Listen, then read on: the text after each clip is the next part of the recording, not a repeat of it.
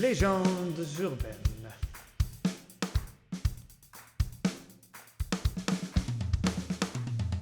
Ici Olivier Roy-Baillargeon. Bienvenue à ce nouvel épisode de Légendes urbaines, le balado de la Chaire internationale sur les usages et pratiques de la ville intelligente de l'Université du Québec à Montréal. Chaque épisode de Légendes urbaines part d'une idée reçue et tente d'en révéler les racines, de distinguer ce qui relève du mythe et de la réalité, et de conclure en offrant une perspective plus éclairée sur le sujet. Aujourd'hui, on va essayer de répondre à quelques questions essentielles pour comprendre le lien entre l'aménagement du territoire et les habitudes de mobilité. Les efforts des régions métropolitaines pour densifier les abords des stations de transport collectif sont-ils couronnés de succès? Les aménagements qui en résultent sont-ils propices à la mobilité active?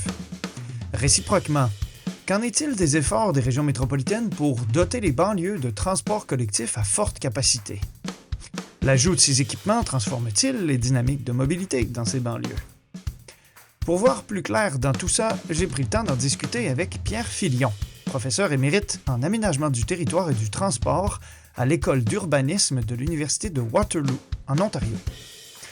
Pierre est l'une des sommités internationales en matière de planification métropolitaine et d'articulation du transport et de l'urbanisme, connue dans le monde anglophone sous l'acronyme TOD pour Transit Oriented Development. Formé en journalisme, en sciences politiques et en études urbaines, il est depuis maintenant 50 ans un observateur et un commentateur aguerri sur les questions d'aménagement et de design urbain, particulièrement quant à leur lien avec la mobilité durable.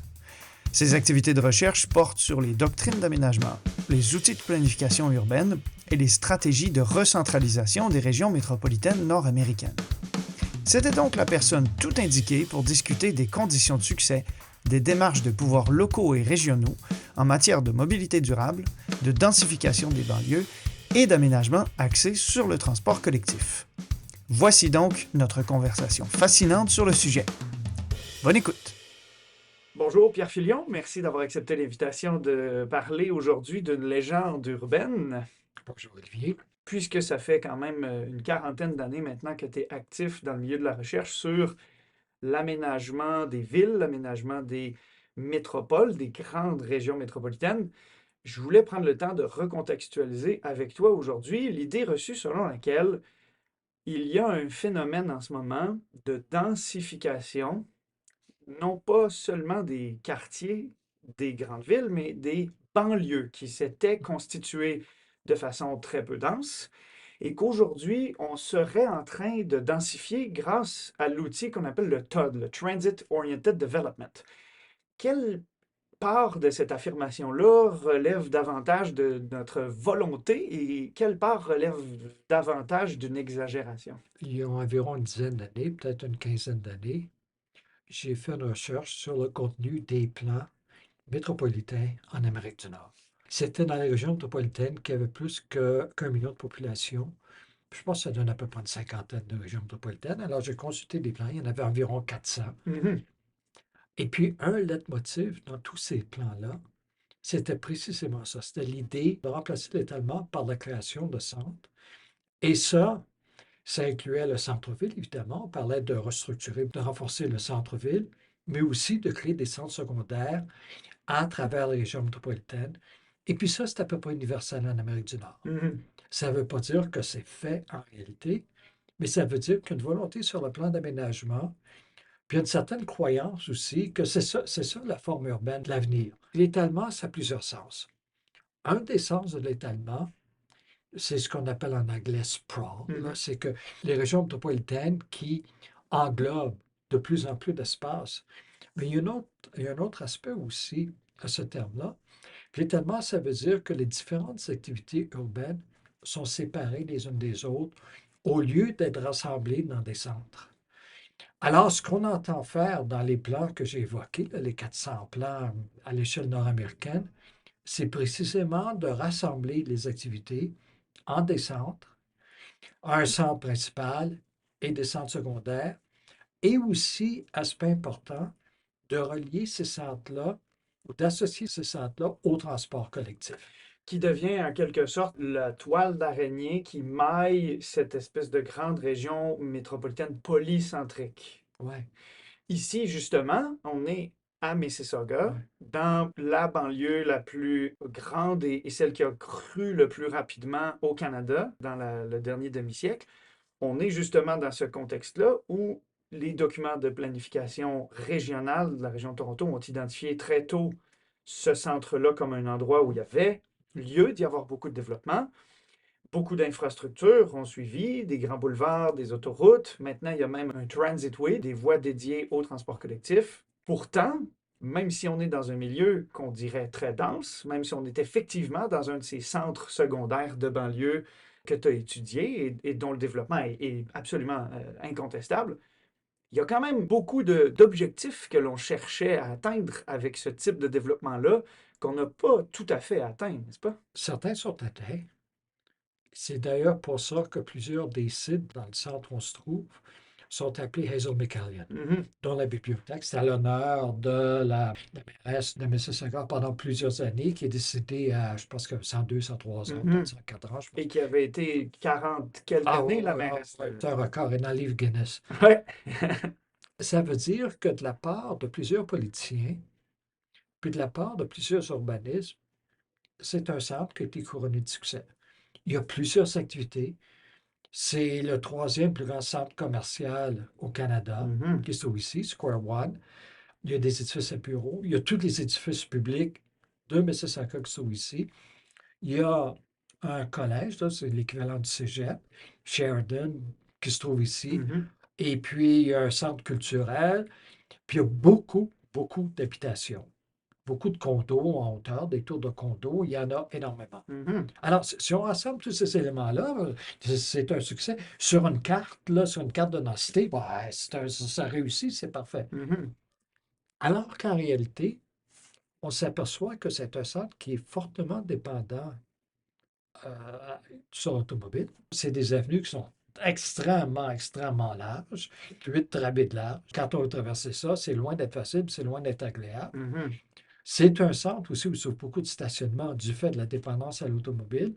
Donc, comme espace piétonnier, c'est pas fort. mhm, Puis c'est pas plaisant, puis on ne se sent pas à l'aise. Aussi, ça a un effet important aussi. Ça veut dire que les différentes activités qui se trouvent dans le centre de Mississauga interagissent moins qu'elles pourraient interagir dans un centre-ville traditionnel. mhm, Si on avait toutes ces activités-là qui étaient dans un centre-ville traditionnel, avec des rues beaucoup plus étroites, des quadrilatères qui sont beaucoup moins grands, tout ça, des gens marcheraient et iraient de l'une à l'autre facilement.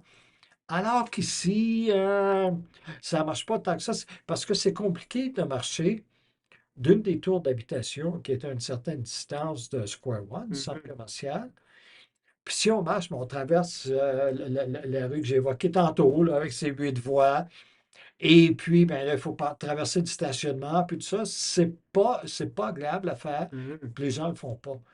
Ils vont probablement venir à une pizza à la maison plutôt qu'aller à la pizzeria, là, Qui est dans le centre. pourtant juste de l'autre côté de la rue, même Qui n'est pas, si... qui est pas tellement éloigné, ouais, qui est pas tellement éloigné, mais c'est à Mhm, cause de l'environnement. Alors, pour comprendre ce qui s'est passé dans le cas de Mississauga, il faut faire un peu d'historique. OK. D'une part, lorsqu'on parle du centre-ville de Mississauga, c'est une histoire qui se répète pas mal dans tous les centres de banlieue, mais comme tous ces cas-là, ben, il y a des aspects qui sont plus idiosyncratiques, là, qui sont plus propres à Mississauga comme Mhm, tel. Pour commencer l'histoire, c'est que tout ça débute autour de Square One, qui est le centre commercial dont je parlais tantôt. mhm, Square One, ça fait peut-être une cinquantaine d'années là, que ça a été construit. Puis c'est beaucoup plus petit au départ que ça l'est devenu parce que ça a mhm, été étendu à plusieurs reprises. Mais Square One a été construit dans un endroit où il y avait de l'espace, qui était près des autoroutes, de façon à ce que les automobilistes puissent y avoir accès relativement facilement. Puis c'est ce qui explique son succès dans une grande mesure. Bon. Une fois Square One en place, il y a eu des édifices à bureaux qui ont commencé à venir s'installer autour. Et puis c'est à ce moment-là que la ville de Mississauga a pris la décision d'en faire le centre-ville de Mississauga. mhm, On a installé les édifices civiques. Et puis par la suite, il y a beaucoup, comme je te mentionnais, il y a beaucoup d'habitations, de tours d'habitation qui sont venus s'installer autour. Ce qui fait que dans le moment, je ne sais pas quelle est la population, mais ça ne me surprendra pas qu'il y ait une population d'environ 50-60 000 personnes qui habitent dans le centre-ville, dans l'environnement immédiat du centre-ville. mhm, Alors, il y a beaucoup de monde, il y a beaucoup de monde qui vivent là. Alors, on a toutes pris ces décisions. Mais le problème, c'est que le centre-ville de Mississauga, il n'y avait pas de transport en commun ferroviaire qui était là. Il y a une gare Go, mais la gare Go, c'est 3 kilomètres au sud. Mhm.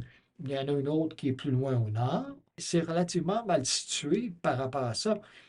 On a fait une transitway, et puis ça passe près du centre-ville. Ça aide probablement dans une certaine mesure, mais même là, une fois qu'on débarque de l'autobus, qu'on est dans le centre-ville, ben, c'est Mhm. pas de fois de marcher, puis ça prend du temps, puis il y a du trafic, puis tout ça. C'est pas un endroit piétonnier agréable. Et puis là, dans le moment, on est en train de construire un train léger qui va faire le tour du centre-ville, c'est nord-sud, mais qui va aussi faire le tour du centre-ville pour continuer vers le nord, qui va continuer vers le sud par la suite. Ça aussi, ça va probablement aider dans une certaine mesure, mais ce n'est pas l'équivalent d'avoir une station de métro dans le centre-ville Mhm. ou d'avoir une gare GO dans le centre-ville. Mhm. Alors, il y avait des problèmes dès le départ par rapport à cet emplacement-là. Mais le problème, c'est qu'il y a 40 ou 50 ans, on ne pensait pas tellement fonctionner le Non. transport en commun, surtout à Mississauga. Ouais. C'est ce qui explique la situation à laquelle on fait face à un moment.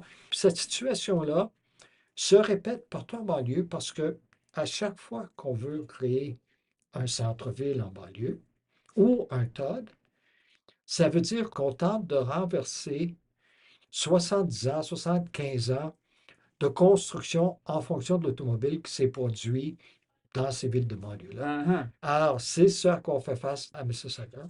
Puis le cas que tu mentionnes, puis par sa localisation, puis sa facture urbaine, moi aussi me fait penser beaucoup, par exemple, aux Galeries d'Anjou, Oui, oui, oui. qui, dans le contexte montréalais, est un peu la même chose, un très gros centre d'achat à la jonction de deux autoroutes, Ouais. où là, tranquillement, la ville a fini par rattraper, même dépasser. Et là, on songe à revamper le centre d'achat, en faire autre chose que seulement des magasins.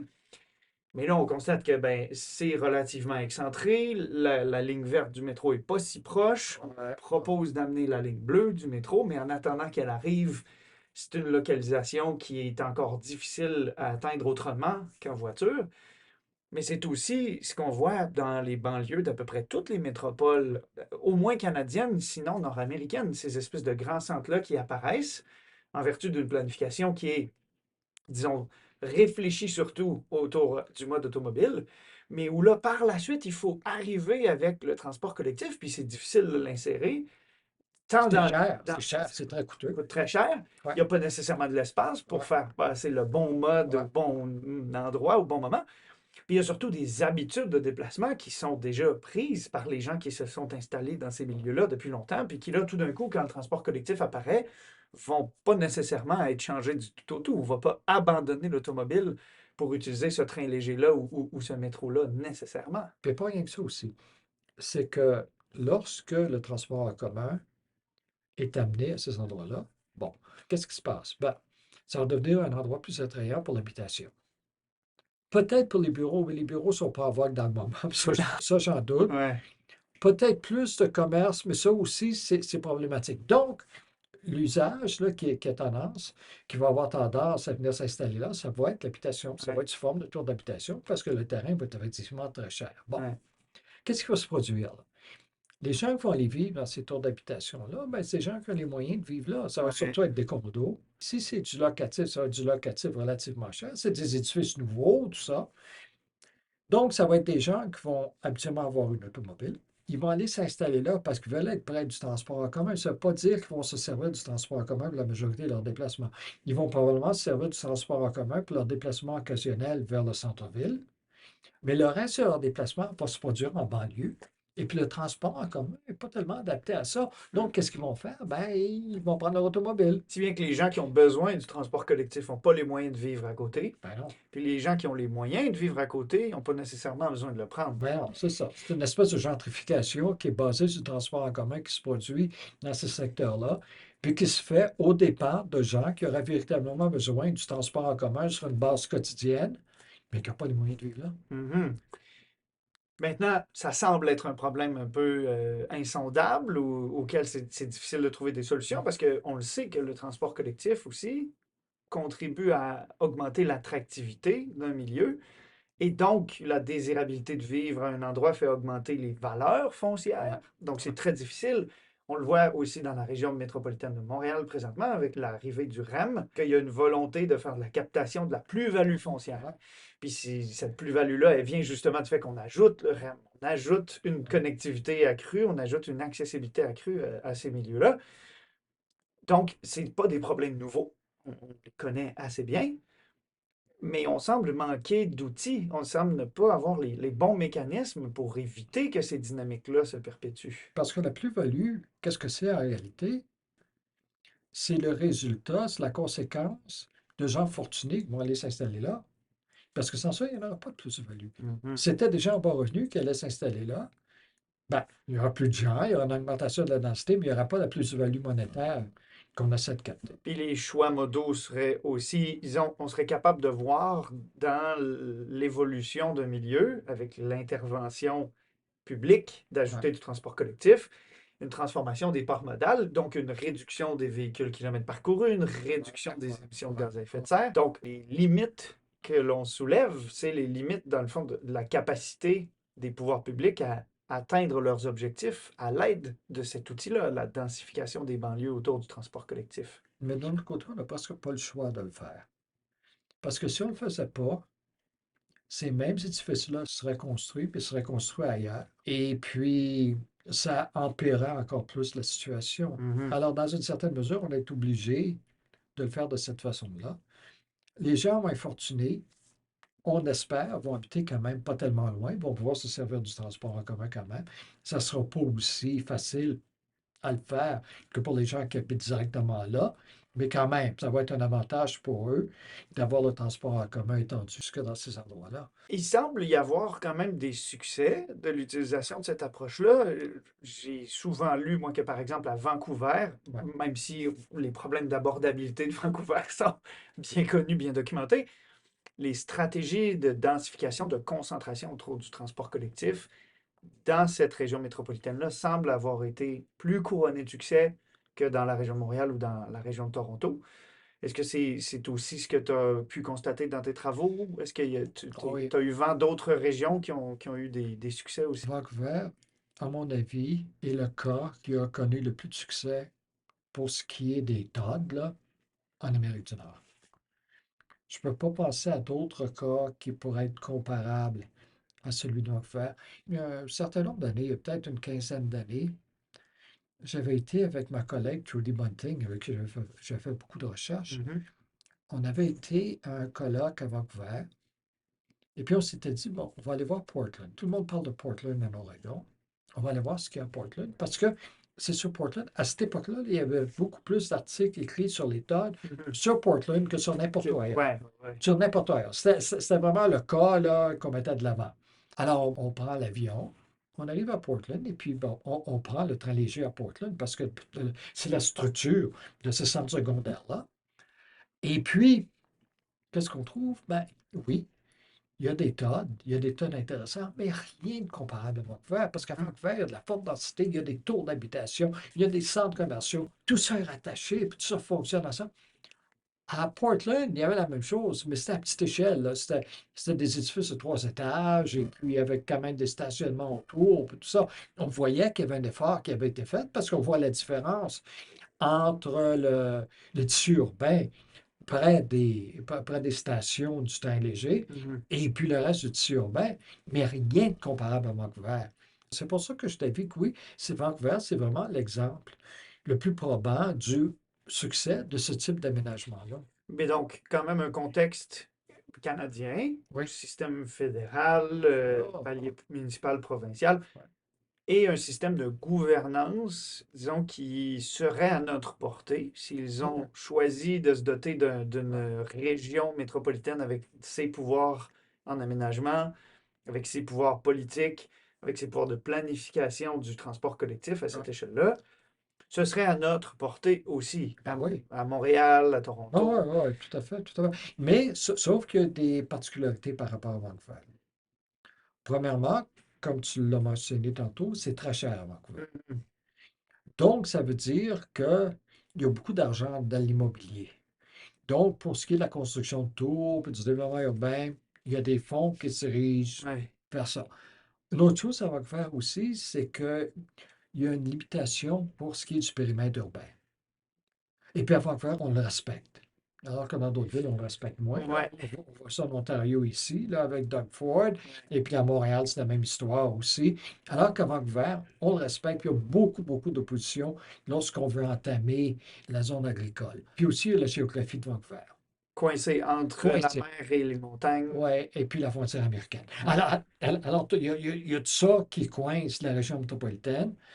Puis, il y a eu l'adoption, ben, c'est la même technologie que le REM, là, du SkyTrain à Vancouver, qui a vraiment fonctionné très bien dès le départ. C'est que les gens ont adopté ce mode de transport-là dès le départ. Mhm. Alors, si on met tout ça ensemble, ça explique la création des centres secondaires. Et puis, évidemment, il y a eu l'association entre l'alignement de la politique pour ce qui est de l'usage de l'espace et puis les transports en commun. Puis ça a été fait dès le départ. Puis c'est aussi une des choses qui ressort beaucoup quand on fait de l'analyse des politiques publiques à Vancouver, c'est que ça fait longtemps qu'on a choisi, même s'il n'y avait pas eu les montagnes, d'avoir des verrous forts sur les mécanismes Ouais. d'expansion, puis d'avoir des cibles très, très ambitieuses en matière d'utilisation des modes durables, Ouais. de réduction considérable de l'empreinte carbone, de faire de Ouais. Vancouver la ville la plus verte au monde d'ici Ouais. à 2040-2050. Ouais. Il y a des ingrédients là qui viennent d'une volonté politique bien davantage que d'une, disons, condition économique ou géographique exclusivement. Oui, parce que si on compare Vancouver et Calgary, par exemple, beaucoup de différences entre les deux régions urbaines. Ouais. Calgary est construit dans une plaine, donc peut s'étendre dans toutes les directions. Puis on connaît le style de gouvernement qui est habituellement au pouvoir en Alberta. Ça veut dire que les promoteurs immobiliers ont beaucoup de pouvoir. C'est eux autres qui décident dans une grande mesure. Mm. Néanmoins, à Calgary et à Edmonton, on a construit un réseau de trains légers qui est très utilisé et qui est très populaire. Dans les deux cas, qui est centré vers le centre-ville. Ouais. Mais lorsqu'on observe ce qui se passe dans ces régions métropolitaines-là, il n'y a pas eu de constitution de développement de centres secondaires comme ça a été le cas à Vancouver, parce que les pressions étaient moins fortes. Ce qu'on retrouve, là, c'est qu'on retrouve des stations de banlieue à Calgary pour le train léger, avec des stationnements. Les gens là stationnent. Et puis, c'est la banlieue, ça, pourquoi on pourrait s'attendre un peu partout, là, qu'on retrouve là. Donc, il n'y a pas eu l'effet de concentration qu'on retrouve à Vancouver. Ça veut dire que tous les ingrédients n'étaient pas présents pour que ça se produise. Il y a certains ingrédients qui étaient présents, comme par exemple la présence du train léger, mais les autres ingrédients, ils n'y étaient pas, et puis ça ne s'est pas produit. Mhm. Donc, si on essaie d'ouvrir la voie sur le défi climatique et d'abordabilité du logement, qui sont probablement les deux plus grands défis des pouvoirs publics, j'aurais tendance à dire pour au moins la prochaine décennie, peut-être les prochaines décennies, quels ingrédients il faudrait ramener à l'attention des décideurs et des planificateurs pour être sûr que la région de Toronto, la région de Montréal, la région de Québec, les métropoles de plus petite taille parviennent à prendre davantage exemple sur Vancouver, par exemple, que sur Calgary. Je rajouterais une autre raison pour aller de l'avant avec ce type de développement-là. C'est une raison que j'appellerais peut-être la qualité de la vie, quelque chose de genre. Je suis d'avis que c'est beaucoup plus plaisant vivre dans un endroit qui est près du transport en commun, qui est à forte densité, mais où c'est possible de marcher facilement, où il y a plusieurs activités qui se trouvent près de cet endroit-là, et aussi où il y a un aspect récréatif à l'environnement urbain. Là. C'est-à-dire où on peut marcher, rencontrer des gens, puis tout ça. Là. Un peu ce qu'on retrouve dans certains endroits près du centre-ville, mais qui serait reproduit dans des endroits de banlieue. Parce qu'en fin de compte, par exemple, revenons à Mississauga ici, là. Mississauga, c'est pour ça a 200 000 habitants, ça a presque 1 million Ouais. comme population. Mais il n'y a pas d'endroit dans Mississauga où on peut aller si on veut marcher, puis rencontrer des gens, puis seulement voir des gens, et puis tout ça, être dans un endroit agréable où c'est plaisant à marcher. Il n'y a pas d'endroit comme ça. Ben, Ouais. il y a des parcs, là, mais il n'y a pas d'endroit urbain comme tel. Ces TOD-là, une de leurs fonctions, ce serait justement de faire ce type d'environnement-là dans un secteur de banlieue. Une fois que ce serait le cas, ça pourrait attirer plus de gens. Il y aurait une réputation qui serait associée à ces endroits-là. Ça attirerait des gens qui sont attirés par ce type de style de vie-là. Puis même de loin, quoi, parce que Oui, les gens d'Europe viennent voir Toronto. ouais, ouais. Très peu d'entre eux, j'imagine, mettent sur leur itinéraire de passer par Mississauga. Non, non. De la même façon qu'il y a énormément de tourisme à Montréal, sur la rue Sainte-Catherine, très peu à Laval. Ouais, Même si c'est à côté, même si on peut s'y rendre en métro, non. parce qu'il n'y a pas cette qualité de destination. C'est la même chose que partout ailleurs. Finalement, lorsqu'on est dans un secteur de banlieue, ben, tu sais, on en a vu un, puis on en a vu d'autres. Sauf que le centre-ville de Mississauga est un peu particulier à cause de l'architecture et puis la hauteur des édifices d'habitation, puis tout ça, à quel point tout ça est concentré. Je sais que ça m'est arrivé d'être à l'aéroport de Toronto, là, l'aéroport Pearson, puis de regarder dans la fenêtre, là, puis de voir le centre-ville de Mississauga, et puis des gens demandent: Ah, c'est le centre-ville de Toronto, ça. Ah, c'est Mississauga, le centre-ville de Toronto, c'est de l'autre Il est bord. plus loin, ouais. Ouais, c'est plus loin. Ce que j'aimerais voir se réaliser dans un milieu urbain, ce serait d'arriver à un design urbain qui rendrait les TOD vraiment plus attrayants comme endroit où vivre ou endroit où aller que les autres endroits en banlieue. Alors, ce serait plus seulement le fait que c'est près des transports en commun, bien que ça serait là, ça demeure important, Ouais. mais ce serait le fait que lorsqu'on est là, on est véritablement dans un environnement qui est différent des autres environnements en milieu urbain. Et puis, de ce fait-là, ben, c'est plus agréable, puis c'est bien vivre là. C'est qu'on pourrait vivre dans ces endroits-là sans avoir d'automobile. Ouais. On pourrait aller faire ses emplettes facilement, rencontrer ses amis, aller dans des bars ou des restaurants, aller dans des spectacles. Et puis tout ça serait disponible à l'intérieur d'un périmètre limité où ce serait agréable de marcher. Et puis, il y a des règles pour arriver à ça. Ouais. Il y a beaucoup d'études qui ont été faites en design urbain qui nous disent ce qu'il faut faire pour créer une telle forme d'environnement. Le nouvel urbanisme, le New Urbanism en anglais, c'est un mouvement en design urbain qui a vu le jour vers la fin des années 80, début des années 90. Et puis, je pense qu'on peut apprendre beaucoup de ce mouvement-là parce qu'environ, il y a peut-être 500, 600 projets en Amérique du Nord qui ont été construits selon les règles du nouvel urbanisme. On peut voir, bon, ben, qu'est-ce qui a fonctionné, qu'est-ce qui n'a pas fonctionné, qu'est-ce qui a été plus facile à réaliser, qu'est-ce qui a été plus difficile à réaliser parmi les projets qui étaient mis de l'avant par ce modèle-là. Une des choses qui a été très difficile à réaliser, c'est la rue principale. Ah ouais. C'est que ces projets-là étaient censés être organisés autour d'une rue principale. Et l'idée, c'est que les gens, au lieu de prendre leur voiture pour aller magasiner dans les centres commerciaux et puis tout ça, étaient pour marcher, puis étaient pour aller sur la rue commerciale et puis faire leurs emplettes là, ou certaines de leurs emplettes là. Ça a été un échec à peu près partout. Il y a eu des exceptions. Celebration en Floride, ça a été une exception. Seaside, ça a été une exception. Mais les endroits où ça a été des exceptions, c'est des endroits qui attirent les touristes. Alors, sur le plan touristique, ça fonctionnait. Les touristes aimaient aller sur la rue principale, alors que dans les autres projets où ça a été tenté, comme à Cornell ici, en banlieue nord-est de Toronto, on a un développement de cette nature-là avec la rue principale, et puis il y avait un café. Et puis ma collègue Jill Grant a écrit un article où est le café qui était censé être là. Parce que le café a été là tant qu'il vendait des unités de logement. Lorsqu'il a arrêté de vendre des unités de logement, le café est disparu. Pourquoi? Ben, on peut s'attendre à ce que la raison, c'est que le café était subventionné. Alors, on avait le café là, de façon à ce que les gens, lorsqu'ils achetaient une unité de logement, se disaient: Ah, mais c'est extraordinaire, le café, c'est comme vivre dans le centre-ville de Toronto, tout ça. Une fois que tout a été vendu, il n'y a plus assez de clientèle, puis ils ont fermé le café. Parce que les gens qui étaient là n'allaient pas au café.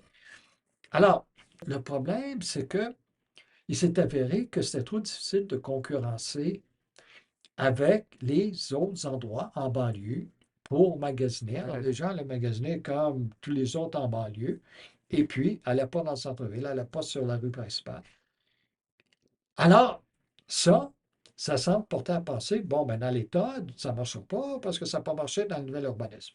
Sauf que, un problème avec le nouvel urbanisme, c'est qu'il n'y a pas de transport en commun dans ces endroits. C'est ça. Où le transport en commun est très mauvais. Ça fait que l'idée de créer un centre avec une rue principale et puis la gare qui est là ou quelque chose du genre. Ça ne s'est pas produit parce que c'est un mouvement qui est essentiellement privé. C'était les promoteurs privés qui allaient où le terrain était disponible, il était le moins cher, un peu tout ça, puis ils créaient leur lotissement-là de style nouvel urbanisme. Et puis c'était évident que dans ces circonstances-là, ça ne pouvait pas fonctionner.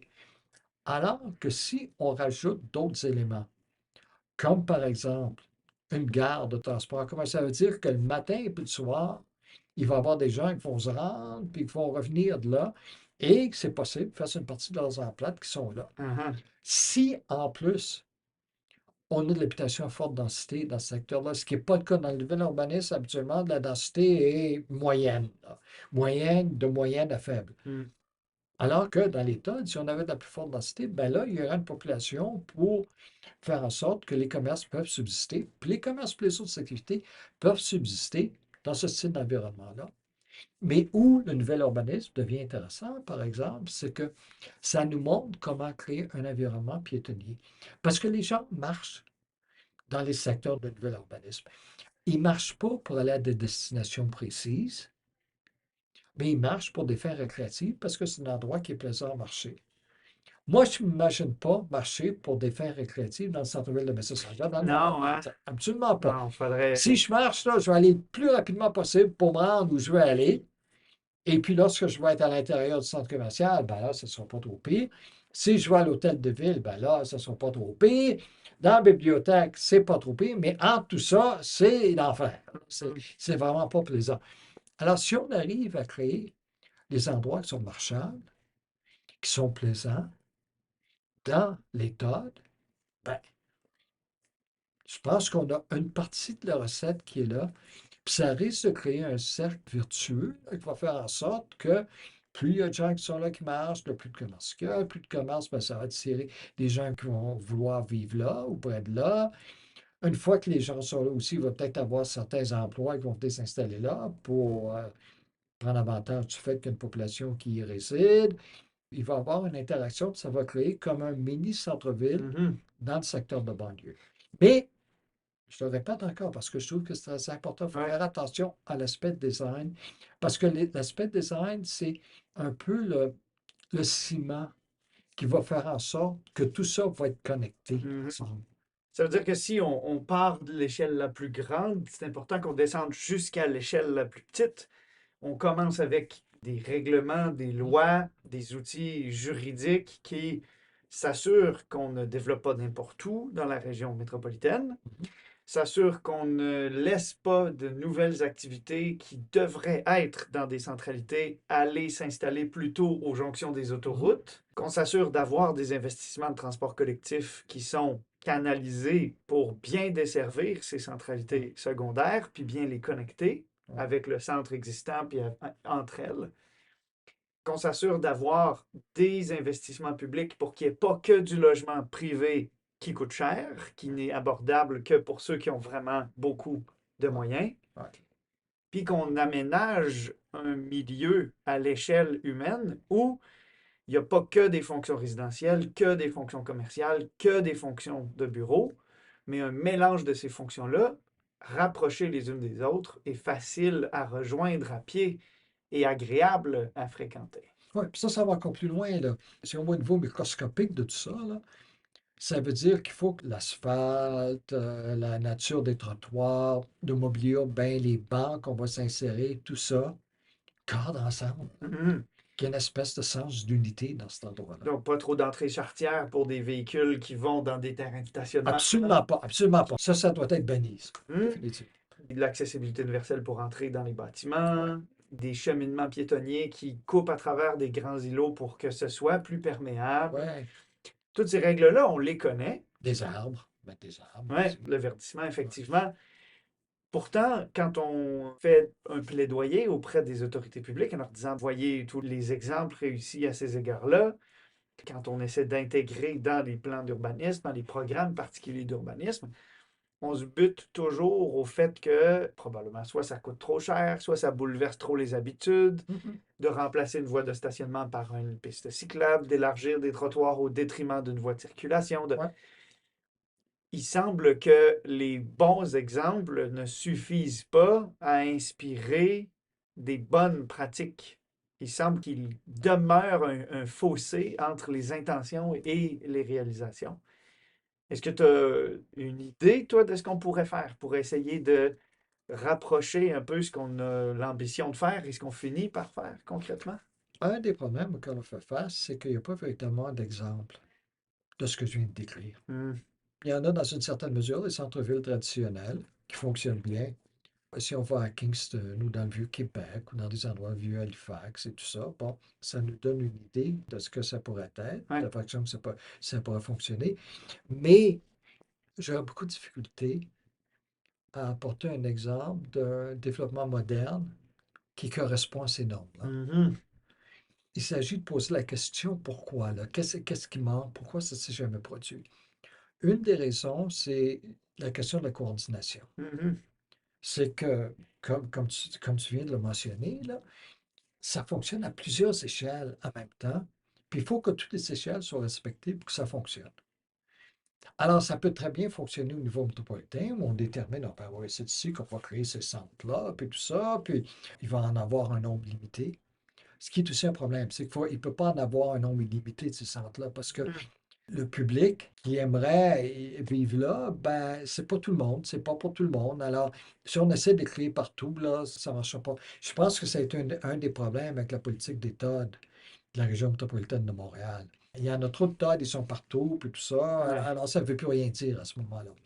Il faut en avoir un nombre relativement limité, concentrer nos efforts sur ce nombre limité-là de centres, et puis s'assurer à ce moment-là qu'on va à travers toutes les différentes échelles là, pour faire en sorte que des détails du mobilier urbain jusqu'à la nature du transport en commun, la desserte en transport en commun qu'on va y retrouver, tout ça soit couvert. Alors, c'est difficile à faire. Mhm. Puis une autre chose aussi, c'est qu'il faut que ce soit consistant sur une longue durée. Alors, qu'est-ce qui se produit normalement? C'est que, ben, bon, on peut partir, on est plein de bonnes intentions au départ, on part, mais des promoteurs immobiliers viennent, puis ne veulent pas nécessairement respecter tout ça. Et puis, c'est très difficile pour la municipalité à ce moment-là de résister aux pressions pour avoir plus de développement à l'intérieur de la municipalité. Et puis, ben, c'est là que ça commence à clocher.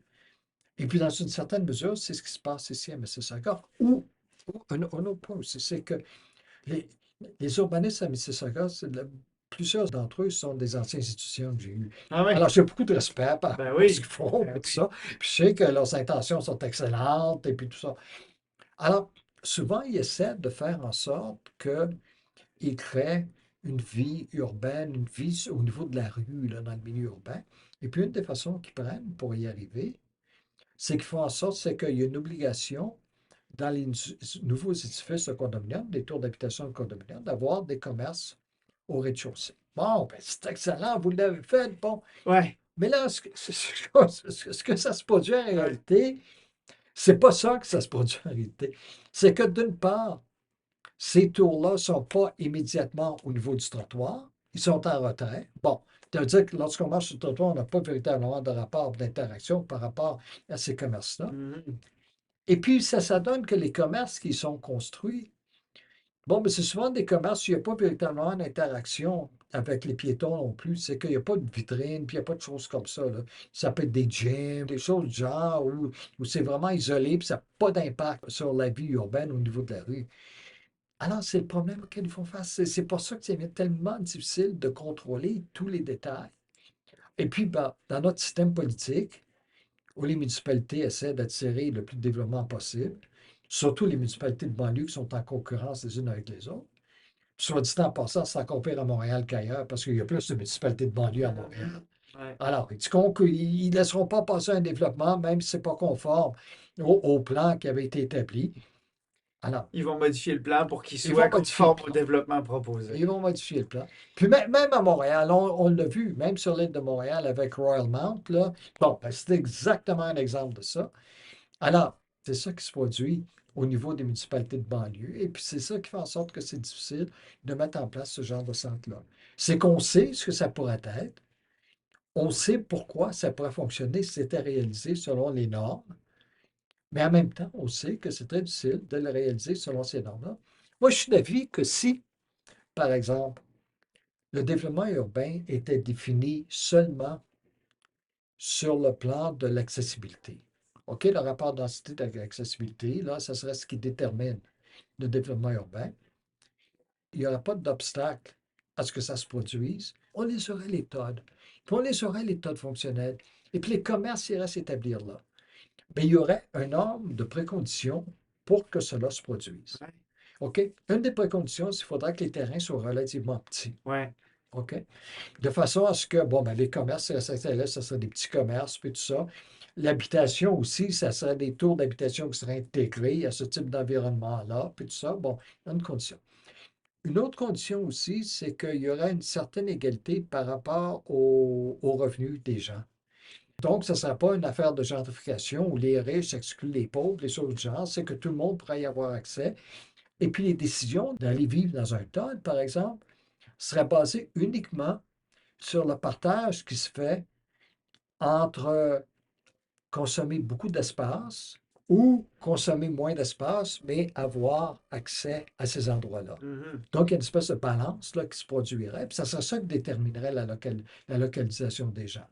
Alors, ce qui se passe dans le moment, c'est des gens riches qui vont consommer beaucoup d'espace dans ces endroits-là, parce qu'ils ont les moyens de le faire, alors que les gens pauvres, ils consomment peu d'espace, mais ils ne sont pas dans un espace qui leur offre cette accessibilité-là. Ouais. Je trouve deux conditions super intéressantes. J'espère qu'on aura la capacité de les rencontrer, de les remplir. Merci pour ta perspective sur le sujet. J'ai bon espoir que les prochains planificateurs, les prochains décideurs sauront finir par faire des centres secondaires de banlieue qui marchent. Merci Pierre. OK, merci Olivier. Voilà, c'est dit. Pour aménager des banlieues qui marchent, ça prend plus que des trottoirs et des tours de logement autour des gares. Ça prend des destinations attrayantes, reliées par des trajets agréables, dans un environnement convivial où les gens vont avoir envie de s'attarder pour profiter de l'ambiance et du paysage. Si je devais résumer cet échange avec Pierre Filion en 3 grandes lignes, ce seraient les suivantes. Premièrement, les démarches d'aménagement doivent être savamment coordonnées pour être cohérentes de l'échelle régionale à l'échelle locale. Elles doivent donc découler d'une concertation de toutes les parties prenantes responsables des grandes affectations du territoire, du développement immobilier et de l'aménagement du cadre bâti, entre autres. Deuxièmement, les efforts des régions de Montréal et de Toronto en matière de TOD sont louables, mais leurs succès ne peuvent être que limités, car ils s'inscrivent dans un contexte difficile, hérité d'un demi-siècle de façonnement du cadre bâti par et pour l'automobile. À cette enseigne, les succès de la région de Vancouver sont riches d'enseignements. Troisièmement, enfin, le défi de l'heure pour les professionnels du transport et de l'aménagement est d'améliorer l'accessibilité multimodale des nouveaux quartiers de banlieue tout en assurant leur abordabilité. Le développement de nouveaux réseaux de transport collectif ne peut et ne doit surtout pas continuer à accélérer la gentrification urbaine. Qu'en pensez-vous? Qu'avez-vous retenu de cet échange avec Pierre Filion? Comment se dessine l'avenir de l'aménagement urbain et de la mobilité durable?